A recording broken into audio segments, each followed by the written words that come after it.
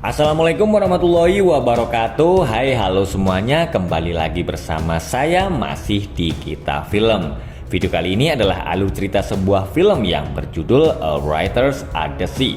Sebuah film yang menceritakan tentang sebuah novel yang menjadi kenyataan.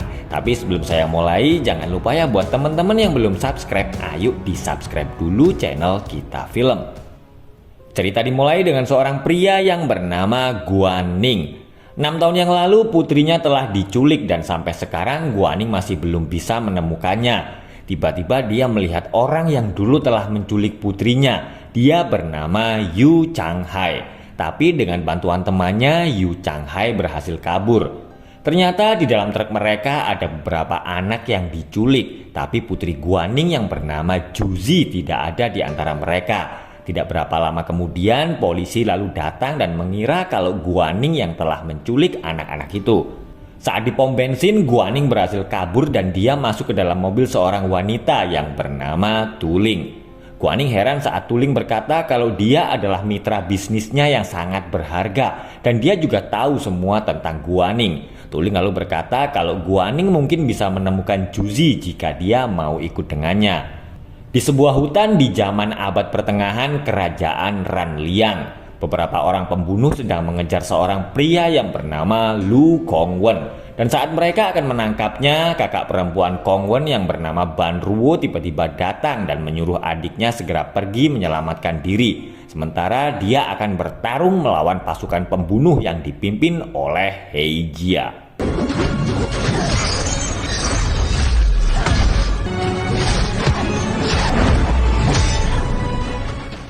Kongwen yang belum pergi lalu melihat Hei Jia membunuh kakaknya. Melihat Hei Jia yang ternyata juga sedang terluka, Kongwen pun segera menghabisinya. Setelah kematian Ban Ruo, Kongwen bersumpah akan membalaskan kematian kakaknya itu. Tapi tiba-tiba baju besi Hei Jia terlepas dan menyatu dengan tubuh Kongwen.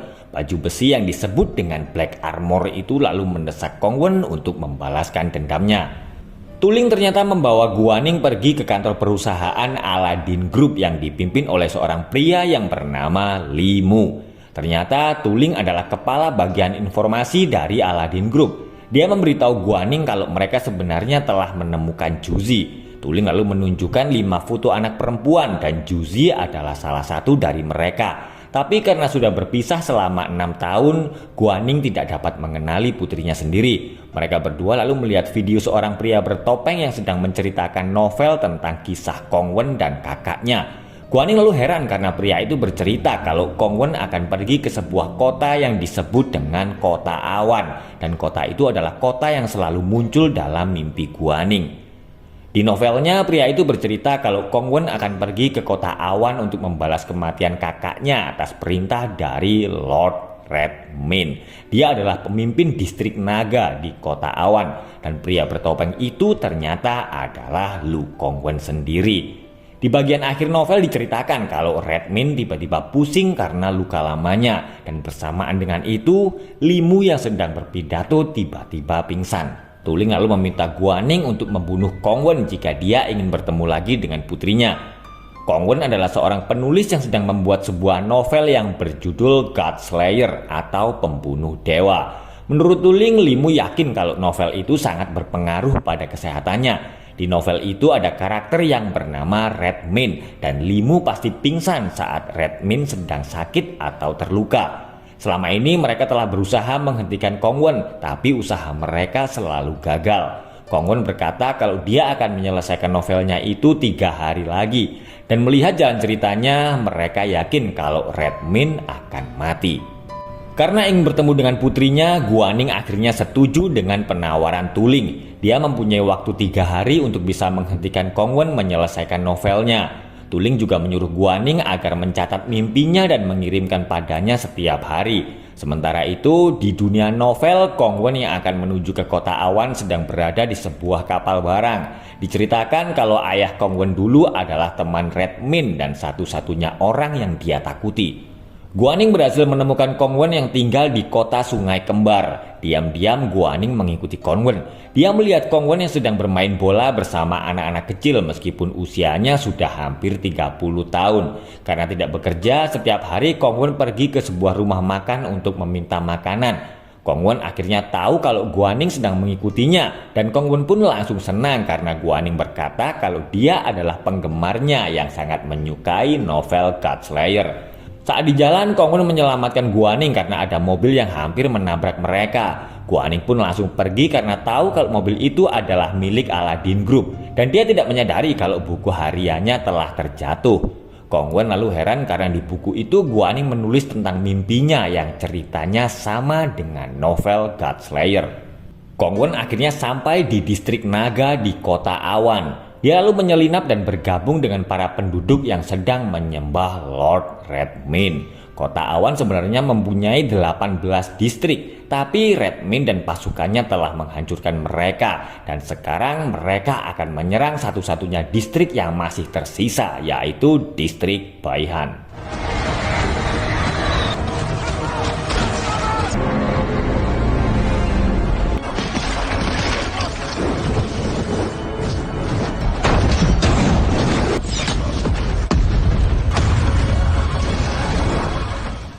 Setelah mengalahkan Baihan, para pasukan distrik Naga lalu melakukan penjarahan dan membunuh para penduduk yang masih hidup. Kembali ke dunia nyata, Guaning terbangun dan melihat Tuling sudah ada di kamarnya. Atas perintah dari Limu, Tuling lalu menghajar Guaning. Kong Wen menemui Guaning untuk mengembalikan buku hariannya. Kong Wen mengatakan kalau dia telah memperbarui novelnya semalam karena dia menemukan banyak inspirasi di buku harian Guaning. Kong Wen bercerita kalau dia sebenarnya merasa bersalah kepada ibunya. Dulu dia gagal menjadi seorang sarjana karena ditinggalkan oleh pacarnya. Dan setelah itu Kong Wen menulis untuk membuat novel. Tapi setelah 6 tahun usahanya masih belum juga berhasil. Kong Wen yakin kalau suatu saat dia pasti bisa menjadi seorang novelis terkenal selama dia terus menulis. Kong Wen tiba-tiba mengambil buku harian Guaning dan menulis lanjutan cerita novelnya. Kong Wen sedang bersama seorang anak kecil yang saudaranya tewas akibat peperangan. Anak itu bercerita kalau Redmin memiliki pengawal pribadi yang bernama Red Armor. Dia akan berkeliling setiap malam dan akan menghabisi siapa saja yang berani keluar rumah saat malam hari. Matahari sudah mulai terbenam dan mereka berdua lalu ketakutan karena ada Red Armor yang sedang berdiri di depan mereka. Kong Wen dan anak kecil itu pun segera berusaha kabur. Kong Wen sedang dalam bahaya karena Red Armor akan menghabisinya. Tapi tiba-tiba anak kecil itu datang dan meminta Red Armor tidak membunuh Kong Wen. Perlahan-lahan Red Armor mendekati anak kecil itu. Tapi tiba-tiba dia tidak bisa bergerak. Guaning menyerang Kong Wen yang sedang melanjutkan tulisannya. Tapi Guaning langsung berhenti karena dia mendengar ada yang bernyanyi lagu yang dulu sering dia nyanyikan bersama anaknya. Ternyata yang bernyanyi lagu itu adalah seorang anak laki-laki, tapi dia langsung kabur saat Guaning bertanya siapa yang telah mengajarinya lagu itu. Saat sedang mencari anak itu, Guaning tidak sengaja bertemu dengan Yu Changhai dan berkelahi dengan anak buahnya. Yu Changhai bercerita kalau dulu dia memasukkan Juzi ke dalam karung dan menaruhnya di dalam bagasi. Karena khawatir dia berisik, Yu Changhai lalu membiusnya dan itu adalah pertama kalinya dia melakukan penculikan. Tapi karena dosis obat bius yang terlalu banyak, Yu Changhai meninggalkan Juzi yang tidak bangun-bangun. Mendengar itu, Guaning langsung marah dan akan membunuh Yu Changhai. Tapi beruntung dia masih berhasil selamat karena Tuling datang dan membawa Guaning. Atas perintah Limu, Tuling berusaha meyakinkan Guaning kalau Yu Changhai pasti sudah berbohong dengan berkata kalau Juzi sudah mati. Tapi setelah melihat keadaan Guaning, Tuling tiba-tiba melawan perintah Limu dan menyuruh Guaning segera pergi. Dia berkata kalau Yu Changhai akan diserahkan ke polisi untuk mendapatkan hukuman. Mendengar itu, Guaning tetap memegang kesepakatan mereka. Dia akan tetap membunuh Kong Wen agar bisa bertemu lagi dengan putrinya. Ternyata Limu telah berbohong karena kelima anak perempuan itu tidak ada yang bernama Juzi. Dia sengaja memanfaatkan Guaning untuk menghentikan Kong Wen menyelesaikan novelnya.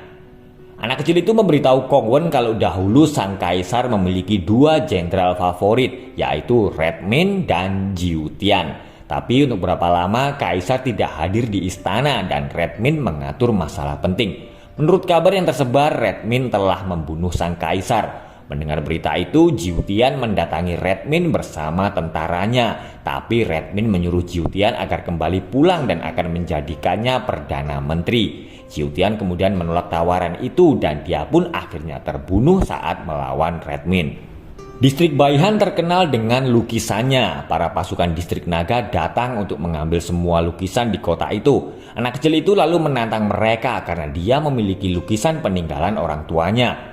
Guaning sedang bersama Kong Wen. Karena merasa frustasi tidak bisa menghasilkan apa-apa, Kong Wen yang putus asa itu berniat akan mengakhiri hidupnya. Sementara itu, Tuling yang menyadap ponsel milik Guaning sedang mendengarkan percakapan mereka. Guaning yang akan mendorong Kong Wen langsung mengurungkan niatnya setelah Kong Wen berkata kalau dia belum selesai menulis karakter tentang Guaning di novelnya. Ternyata Kong Wen menulis karakter Guaning sebagai Red Armor dan anak kecil itu adalah Juzi. Guaning menyuruh Kong Wen agar menyelesaikan novelnya, tapi Kong Wen tiba-tiba terpeleset dan beruntung Guaning segera memegang tangannya. Sementara itu di dunia novel, Kong Wen dan Juzi sedang terkepung. Mereka akan membunuh Juzi dan mengambil lukisan orang tuanya. Tiba-tiba Black Armor keluar dari tubuh Kong Wen.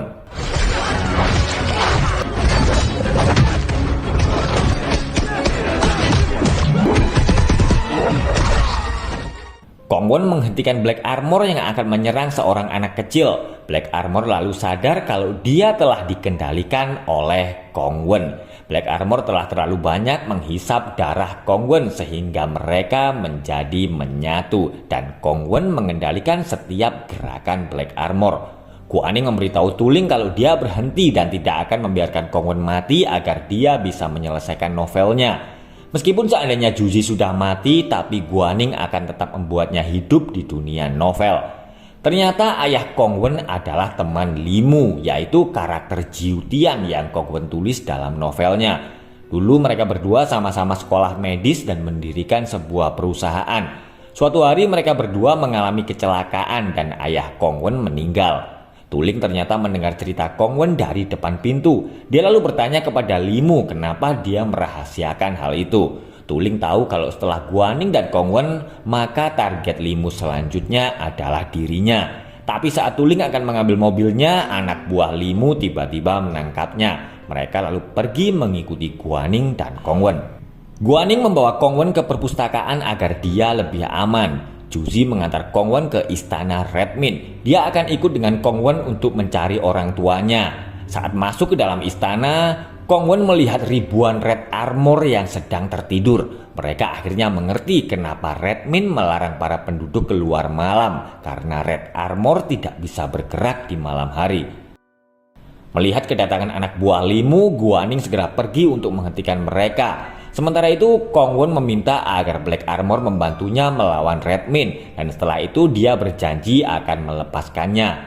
Kong Wen dan Juzi lalu masuk ke dalam istana dan mereka akhirnya bertemu dengan Redmin.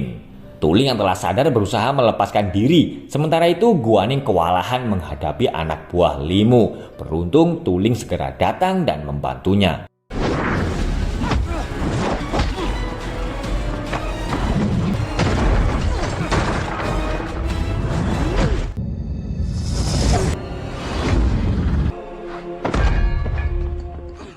Redmin akhirnya tahu kalau Kong Wen adalah anak dari Jiu Tian. Redmin lalu bercerita kalau dulu saat Kong Wen lahir dia pergi untuk melihatnya. Juzi melihat ada pedang yang menancap di kening Redmin. Kong Wen lalu berpikir kalau Redmin bukanlah makhluk yang tidak terkalahkan. Redmin membawa Kong Wen ke sebuah pohon besar tempat ayahnya dikubur. Black Armor memberitahu Kong Wen kalau mereka harus memutuskan kaki Redmin untuk bisa mengalahkannya. Dan akhirnya terjadilah pertarungan antara Redmin melawan Kong Wen dan Black Armor.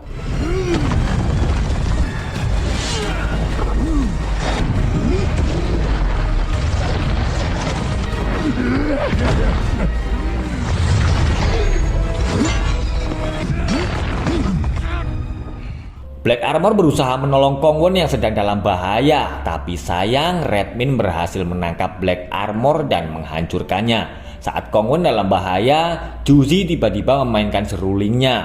Redmin berjalan mendekati Juzi dan bertanya lagu apa yang sedang dia mainkan. Juzi lalu berkata kalau itu adalah lagu yang diajarkan ayahnya dan jika dia memainkan lagu itu maka ayahnya akan datang menolongnya. Karena merasa terganggu dengan suara seruling itu, Redmin lalu menangkap dan memasukkan Juzi ke dalam perutnya. Anak buah Limu berhasil melukai Kongwen. Melihat Kongwen yang sedang terluka parah, Guaning dan Tuling lalu segera membawanya pergi ke rumah sakit. Limu datang ke rumah sakit dan dia tertawa karena Kongwen tidak dapat menyelesaikan novelnya.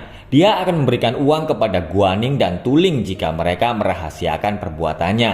Tuling lalu menghajar Limu yang akan mengambil laptop milik Kongwen. Berdasarkan mimpi-mimpinya selama ini, Guaning lalu melanjutkan novel Godslayer. Sementara itu, Juzi terus memainkan serulingnya di dalam perut Redmin. Asap merah lalu muncul dan Red Armor atau Guaning datang untuk menyelamatkan putrinya.